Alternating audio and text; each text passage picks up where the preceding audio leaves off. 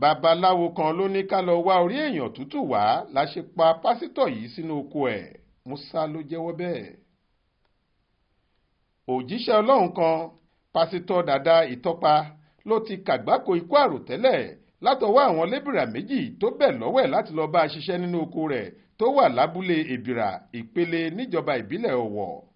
Aláròyé gbọ́ látẹnu alukoro iléeṣẹ́ ọlọ́pàá ìpínlẹ̀ Ondo, abilékọ Fúnmiláyọ̀ Ọdúnlámì, pé iṣẹ́ lébìrà ìyẹn alágbàro làwọn afurasí méjèèjì Mohammed Musa ẹni 30 ọdún àti Omatai yàn láàyò lábúlé ọ̀hún.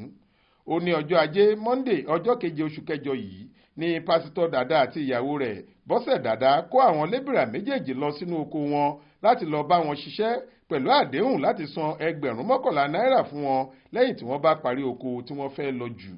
Bí wọ́n ṣe dé inú oko lọ́hùn-ún ni Omatai bẹ ọ̀gá tó kó wọn lọ ìyẹn pásítọ̀ dàda pé kó sáré yá òun ládàá tó wà lọ́wọ́ rẹ̀ nítorí òun fẹ́ wo bí àdá náà ṣe mú sí.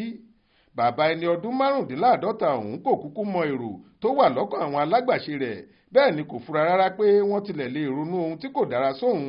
Ìdí rèé tó fi yọ̀ǹda àdá náà fún Omatai lójú ẹsẹ̀ láì mọ̀ pé ohun tó lè lẹ́yìn lòun ṣe. Bí àdá ṣe tẹ ọmọkùnrin lọ́wọ́ tán, ọ̀gá rẹ̀ ló fi dojúkọ tó ṣá bí ìgbà táwọn alápàtà bá ń ṣá orí màálùú. Kò sí obìnrin gidi tí yóò káwọ́ gbéra nírú àsìkò yìí tí kò ní tara kó sì wá gbogbo ọ̀nà láti dóòlà ẹ̀mí ọkọ rẹ̀. Èyí ni Bọ́sẹ̀ ń gbìyànjú àti ṣe nígbà tí Musa tún kọjú ìjà sóhun náà tó sì ń fi àdá ṣá obìnrin náà lórí kíkankíkan. Báyìí ni Musa àtọ̀rẹ́ rẹ̀ ṣe pa ọ̀gá wọn nípakúpa sínú oko, ṣùgbọ́n tí orí padà kó ìyàwó ọkùnrin náà yọ, bó tilẹ̀ jẹ́ pé ẹsẹ̀ kan ayé ẹsẹ̀ kan ọ̀run ló wà lọsibítù tó ti ń gba ìtọ́jú di bá a ṣe ń sọ yìí. Lẹ́yìn ọ̀rẹyìn, ọwọ́ àwọn ọlọ́pàá padà tẹ Musa, òun ló sì wá ṣàlàyé ìdí tí wọ́n fi pa pásítọ̀ dàda nípakúpa fáwọn agbófinró. Musa jẹ́wọ́ pé àwọn pa ọ̀gá àwọn lẹ́yìn tí babaláwo kan tó fìlú Ìpèlé ṣe ibùgbé rán àwọn láti lọ wá orí èèyàn tútù wá. Ọdúnlámì ní ìwádìí àwọn sì ń tẹ̀síwájú lórí bí ọwọ́ ṣe fẹ́ tẹ babaláwo náà kó lè wàá sọ tẹnu ẹ̀.